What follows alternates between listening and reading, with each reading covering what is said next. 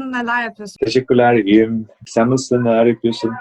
Ben de koşturmaca, işler güçler, pandeminin işte kontrollü sosyal mesafeli hayata geçiş dönemine geçtik. Sen nelerle uğraşıyorsun? Şu an bir yardım kampanyası düzenliyorsunuz galiba. Evet, şu anda bir sanat ve müzik festivali düzenliyoruz. Burada Lahey'de bir galerinin bodrumunda, aynı zamanda Rotterdam'da bir hostelde. Müzik grupları da var tabii içinde, sanat performansları da var. Bütün yardımlarda Rotterdam MC Erasmus kurumunun COVID-19 araştırmasına gidiyor. Bu insanlara bol bol, nasıl diyeyim, sürekli araştırmalar yapıp yeni buluşlar elde edip, diyeyim, buluş mu deniyor tam olarak bilmiyorum Türkiye terimini.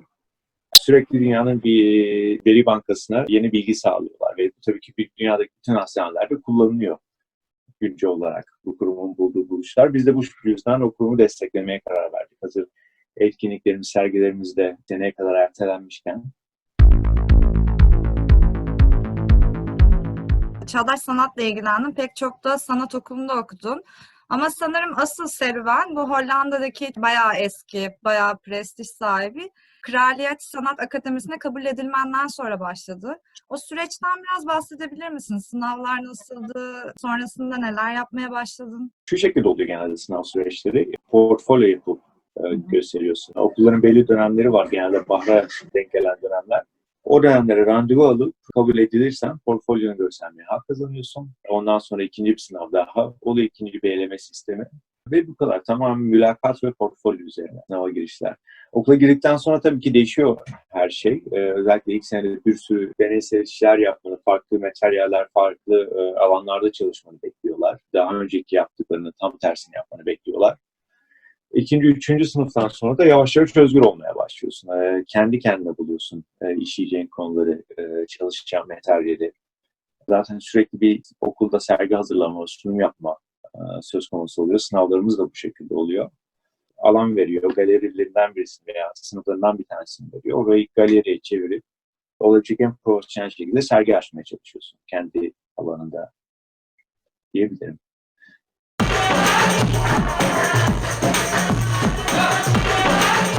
Türkiye'de bir etkinlik yapmayı düşünüyordunuz, bu tam pandemiye denk geldi sanırım. Türkiye'deki Journal Pub ve Hollanda'daki Royal Surf Club işbirliğinde olacaktı. Kadıköy Kargı'da olacaktı.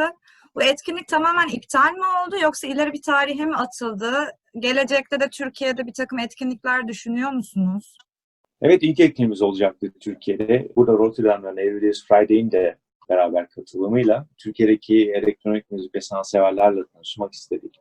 Belki oradaki sağlayacağımız bağlantılarla oradan bazı sanatçıları da veya müzisyenleri buraya da ağırlamak planımız. Şimdilik bir başka bahara, seneye diyelim ertelendi. Bu uçuşların açılmasını bekleyeceğiz. Onun dışında biraz daha güvenli olması gerekiyor bir de yasakların. Sonuçta tabii sanatçıların da orada kilitlenmesine göze alamazdık. O yüzden iptal ettik tabii ki haliyle. Daha uçuşlar iptal edilmeden.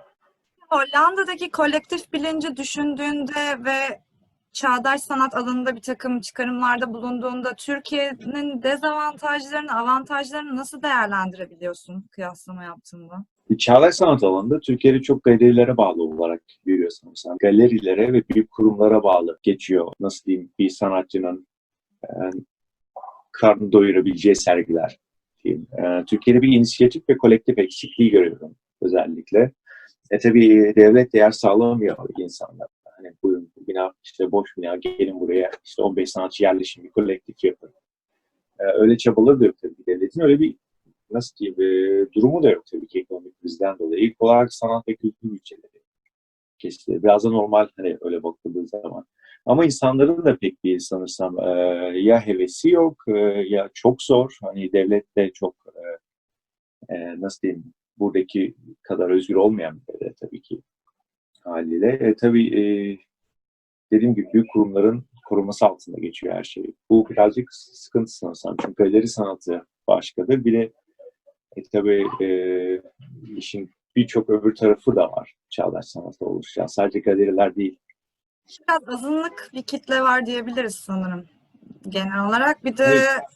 destek bulmak, yandaş bulmak hani o zor. Yani bir yola çıkılsa bile bir anda yarı yolda kalınabiliyor. Öyle sorunlar olabiliyor Türkiye'de sanırsam.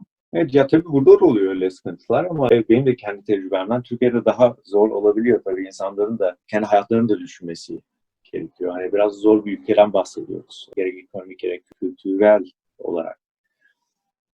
Tabii insanların yaşamlarını sürdürmesi gerekiyor.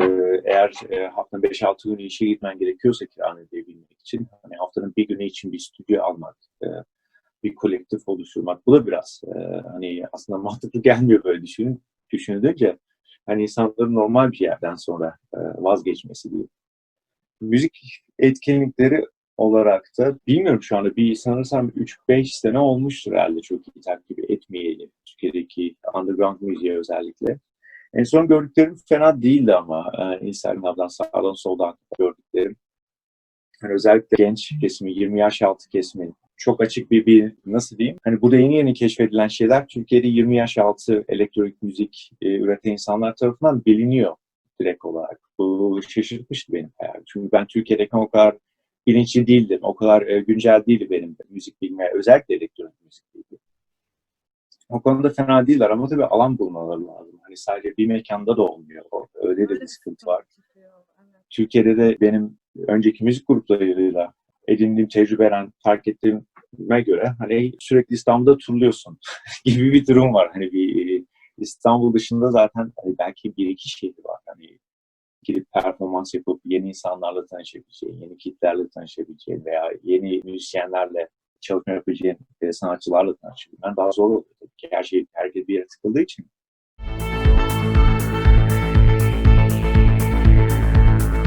A fucking art auction.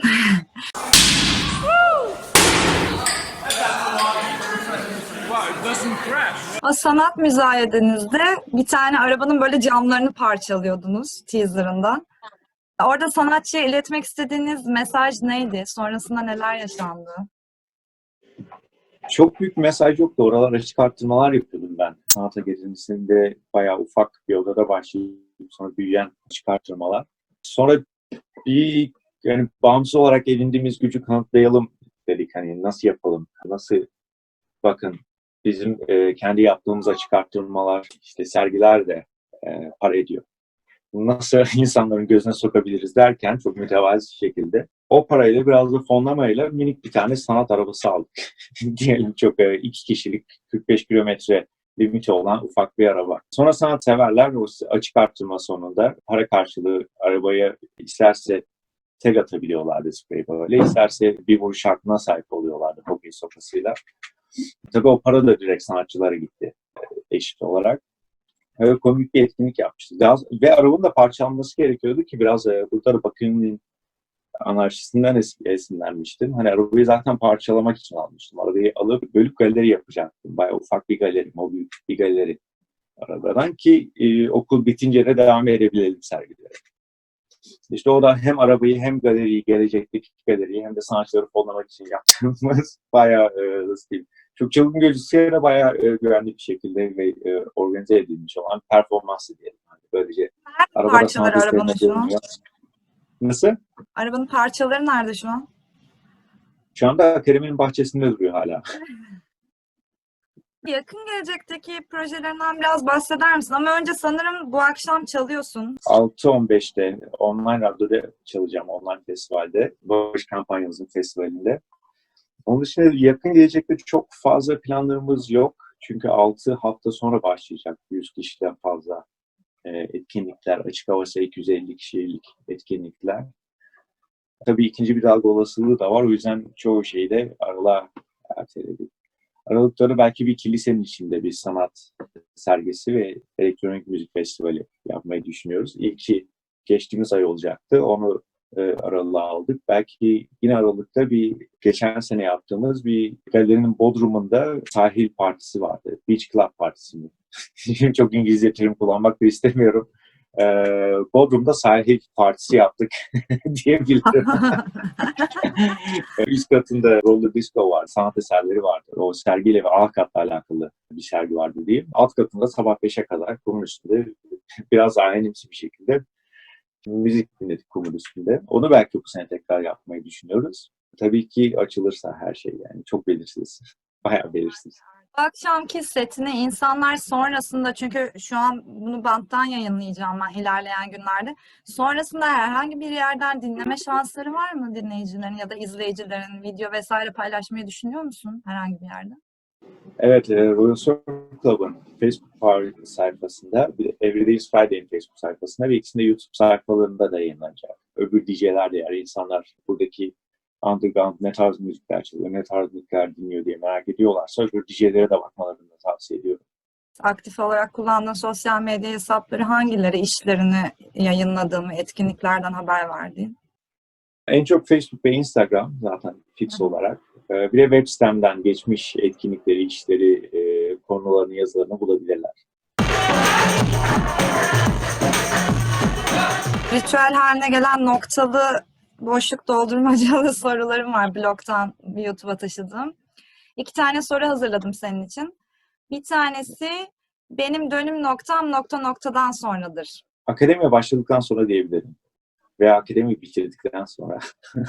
Bir enstrüman olsam sanırım nokta nokta olurdum çünkü nokta nokta. Elektronik müzik aletleri arası olurum herhalde. Bazen öyle geliyor. Oskülatör gibi hissediyorum kendimi. İzleyicilere iletmek istediğim bir mesaj var mıdır son olarak?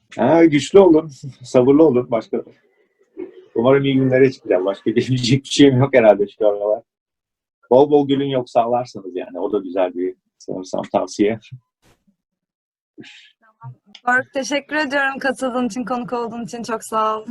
Rica ederim. Ben teşekkür ediyorum. Bol şans akşamki setinde. Görüşürüz. Çok teşekkür ediyorum. Kendine iyi bak.